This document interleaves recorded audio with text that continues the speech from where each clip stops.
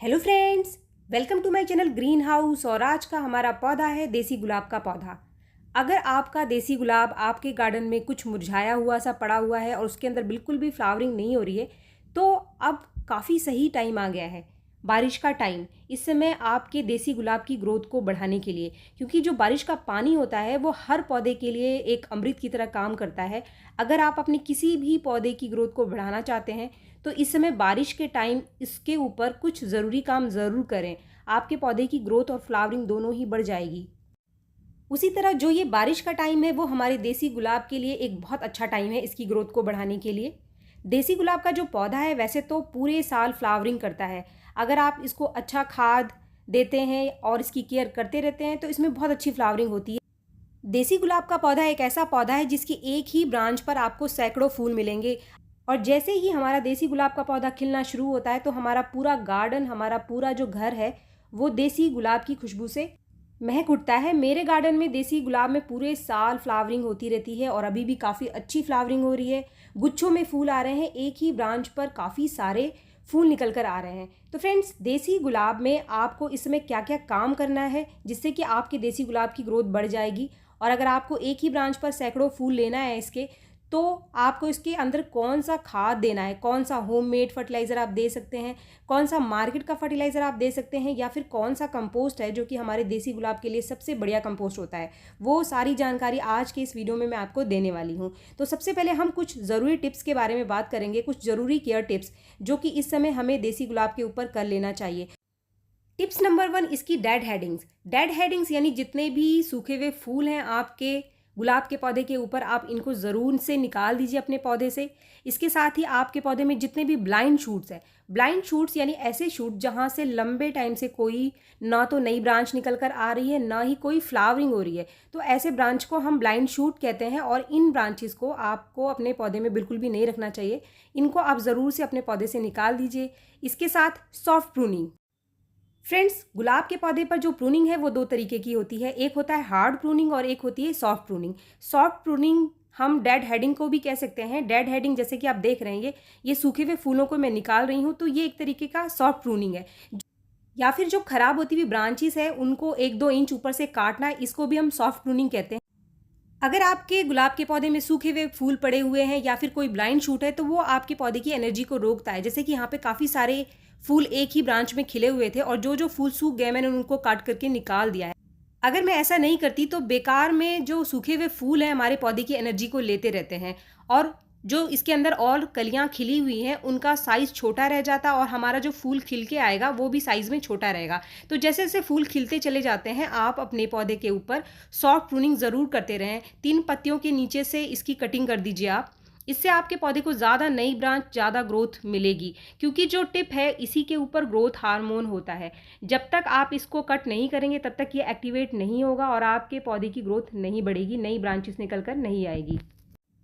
Tips number 2, dead heading के बाद blind shoot क्या है इसके बारे में भी आपको पता होना चाहिए। अगर आपके पौधे में कोई लंबी ब्रांच पड़ी हुई है या फिर कोई ऐसी ब्रांच जो लंबे टाइम से कुछ ऐसी की ऐसी ही पड़ी हुई है और उसके ऊपर से ना तो नीचे से कोई ब्रांच निकल कर आ रही है और ना ही कोई फ्लावरिंग दे रहा है वो ब्रांच, तो ऐसे ब्रांच को हम ब्लाइंड शूट कहते हैं। इसको आप टिप पर ज़रूर कट कर दीजिए। जैसे कि आप ये देख रहे हैं, यहाँ पर मैं इसको कट कर रही हूँ क्योंकि ऊपर ये डेड पड़ा हुआ है। तो जैसे ही मैं इसको कट करूँगी ये एक्टिवेट हो जाएगा, इसका जो हार्मोन है वो एक्टिवेट हो जाएगा। तो इसको काटने के बाद चांसेस नई ब्रांच के आने के बढ़ जाते हैं। तो इस तरीके की ब्रांच को भी आप अपने गुलाब के पौधे में ना रखें। टिप्स नंबर 3, काफ़ी सारे लोग मुझसे पूछते हैं कि मैडम सही टाइम प्रूनिंग का कौन सा है। तो गुलाब के पौधे में जैसा कि मैंने आपको बताया 2 तरीके की प्रूनिंग होती है, सॉफ्ट प्रूनिंग और हार्ड प्रूनिंग। तो सॉफ्ट प्रूनिंग के लिए आपको किसी भी टाइम का वेट करने की ज़रूरत नहीं पड़ेगी। आप कभी भी, जब भी आपको लगता है, कोई भी सीज़न है, आपको लगता है कि फूल सूख रहे हैं, ब्रांच खराब हो रही है, तो ऊपर से आप 2-3 इंच इसकी ब्रांच को कट करके निकाल सकते हैं। लेकिन हार्ड प्रूनिंग का एक टाइम होता है गुलाब के पौधे के ऊपर। तो हार्ड प्रूनिंग के लिए जो सबसे बेस्ट टाइम होता है वो होता है ठंडियों का स्टार्टिंग टाइम। इसके लिए आप सितंबर लास्ट या फिर अक्टूबर की फर्स्ट वीक में अपने पौधे पर हार्ड प्रूनिंग कर सकते हैं। हार्ड प्रूनिंग में हम ज़्यादा ब्रांचेस को काट करके निकाल देते हैं, कम से कम 60% ब्रांचेस को हम काट करके निकाल देते हैं। इसके साथ ही आप मार्च की स्टार्टिंग या फिर फरवरी लास्ट में भी हार्ड प्रूनिंग कर सकते हैं अपने गुलाब के पौधे के ऊपर। वो भी काफ़ी अच्छा टाइम होता है, क्योंकि जो ठंड का टाइम है वो हमारे गुलाब के पौधे के लिए सबसे बेस्ट टाइम होता है, और जो फरवरी का महीना है उस समय भी हम हमारे गुलाब के पौधे के ऊपर अगर हार्ड प्रूनिंग करते हैं तो हमारे गुलाब के पौधे में मार्च और अप्रैल में काफ़ी अच्छी फ्लावरिंग होती है। तो ये जो दोनों टाइम मैंने आपको बताया, ये दोनों बेस्ट टाइम है गुलाब के पौधे के ऊपर हार्ड प्रूनिंग करने के लिए। अब टाइम है इसको अच्छा सा फर्टिलाइज़र देने के लिए। तो टिप्स नंबर 4, अगर आपके एरिया में बारिश शुरू हो गई है या फिर बारिश अभी होने ही वाली है, यानी मानसून सीज़न आने वाला है, तो आप अपने गुलाब के पौधे की अच्छी से मिट्टी की साफ़ सफाई कर लीजिए और उसकी एक बार अच्छे से गुड़ाई आप ज़रूर कर लें कोई भी खाद देने से पहले। इसके साथ ही इसकी मिट्टी का ड्रेनेज भी आप ज़रूर चेक कर लें कि छेद से पानी निकल रहा है या नहीं। ऐसा करने से जो भी खाद इस समय आप अपने पौधे को देंगे वो आसानी से आपके पौधे की जड़ों तक पहुंच जाएगा और बारिश होने पर पानी लंबे टाइम तक इसके अंदर नहीं रुकेगा। टिप्स नंबर 5 जो है देसी गुलाब के पौधे का फर्टिलाइज़र। तो अगर आप कोई कंपोस्ट इस समय अपने देसी गुलाब को देना चाहते हैं तो इसके लिए सबसे बढ़िया कंपोस्ट है गोबर की सूखी हुई खाद, जो कि अच्छे से डिकम्पोज और पुरानी गोबर की खाद होनी चाहिए।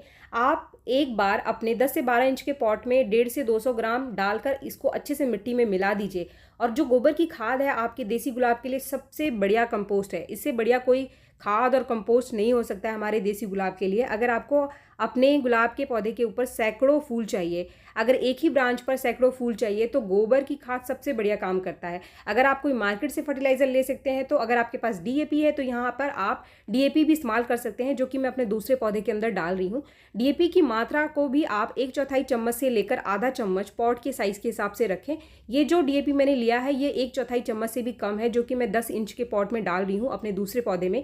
तो डीएपी अगर आपके पास है तो डीएपी अगर आप दे देते हैं तो इससे भी आपके पौधे में बहुत अच्छी ब्रांच निकल कर आएगी और फ्लावरिंग भी बहुत अच्छी मिलेगी आपको देसी गुलाब के ऊपर। फ्रेंड्स, ये दोनों ही चीज़ें जो मैंने आपको बताई हैं, दोनों में से सिर्फ एक आपको अपने गुलाब के पौधे के अंदर डालना है, चाहे आप डीएपी डालें या फिर आप गोबर की खाद डालें। और दोनों ही फर्टिलाइज़र को आपको महीने में सिर्फ एक बार देना है। अगर आपने अभी जून में दे दिया तो फिर आप अगस्त में जाकर दें, क्योंकि अभी जून लास्ट चल रहा है, तो अगस्त से पहले आप इन फर्टिलाइज़र को अपने पौधे में रिपीट ना करें। टिप्स नंबर 6, अगर आपने अपने गुलाब के पौधे को धूप से बचाने के लिए किसी शेड में रखा है तो इस समय आप इसको खुले में रख दीजिए। अगर आपके एरिया में बारिश होने लगी है, हमारे एरिया में बारिश होने लगी है, तो मैंने अपने काफ़ी सारे पौधे खुले में रख दिए हैं। कुछ 2-4 पौधे हैं मेरे जो काफ़ी सेंसिटिव हैं धूप के लिए, तो इसलिए उनको मैंने सिर्फ शेड में रखा हुआ है। बाकी मेरे पास जितने भी गुलाब के पौधे हैं उन सभी पौधों को मैंने अब खुले में रख दिया है बारिश के पानी के नीचे। तो जब भी बारिश हो रही है तो पानी उनको मिल रहा है। तो अगर आपको अपने पौधे की ग्रोथ को बढ़ाना है तो इस समय आप इसको खुले में रख दीजिए, ऐसी जगह पे रख दीजिए जहाँ पे बारिश का पानी आपके देसी गुलाब के पौधे को मिले, या फिर आपके पास कोई भी गुलाब है, चाहे हाइब्रिड गुलाब है, उसको भी आप खुले में इस समय रख सकते हैं। लेकिन अगर आपके एरिया में धूप बहुत ज़्यादा है और शाम होने तक आपका गुलाब का पौधा सूखने लगता है तो आप अपने पौधे को अभी शेड में ही रखें जब तक अच्छे से बारिश आपके एरिया में ना होने लगे। बारिश के पानी का एक और फ़ायदा है, गुलाब के पौधे की ग्रोथ तो बढ़ती है, साथ में इसके ऊपर अगर कोई कीड़े और फंगस लग गए हैं तो वो भी साफ़ हो जाते हैं, क्योंकि जो बारिश का पानी होता है वो एसिडिक होता है नेचर में और गुलाब के पौधे के लिए बहुत अच्छा काम करता है। और जितने भी पौधे जिनको एसिडिक सोइल पसंद है उन सभी पौधों के लिए ये जो बारिश का पानी है वो बहुत ही बढ़िया काम करता है उसकी ग्रोथ को और फ्लावरिंग को बढ़ाने के लिए। अब टाइम है आखिरी टिप का, वो ये है कि आप गुलाब के ऊपर अगर आपके एरिया में बारिश हो रही है तो कोई भी पानी का अलग से स्प्रे ना करें। अगर आप पानी का स्प्रे करेंगे तो लगातार आपके पौधे का जो पत्ते हैं वो गीले रहेंगे, ब्रांचेस गीली रहेंगी, तो इसके ऊपर फंगस लगने के चांसेस बढ़ जाएंगे। तो इसीलिए बीच बीच में जब भी धूप हो रहा है तो आप पौधे को थोड़ा सा सूखने दें, उसके ऊपर किसी भी तरीके का पानी का स्प्रे ना करें। बस बारिश का पानी ही काफ़ी है आपके पौधे के ऊपर कीड़े और फंगस को भगाने के लिए, इसकी ग्रोथ को बढ़ाने के लिए। तो इस समय आप कोई भी अलग से पानी का स्प्रे ना करें, वरना आपके पौधे में कीड़े और फंगस लगने की समस्या बढ़ जाएगी। अब बात करते हैं होममेड फर्टिलाइज़र की। अगर आपके पास मार्केट का कोई फर्टिलाइज़र नहीं है, कोई कंपोस्ट नहीं है, तो आप चाय की पत्ती का इस्तेमाल यहाँ पर देसी गुलाब के लिए कर सकते हैं। इसको देने से इसमें नाइट्रोजन की मात्रा अच्छी होगी और ज़्यादा से ज़्यादा नई ब्रांचेस और कलियाँ आएंगी। इसके साथ ही आप केले के छिलके को सुखाकर उसका पाउडर बनाकर इस समय बारिश के टाइम इस्तेमाल करें। तो फ्रेंड्स, वीडियो पसंद आने पर एक लाइक ज़रूर करें और मेरे चैनल को सब्सक्राइब करना ना भूलें। मिलते हैं मेरे नेक्स्ट वीडियो में। Thank you.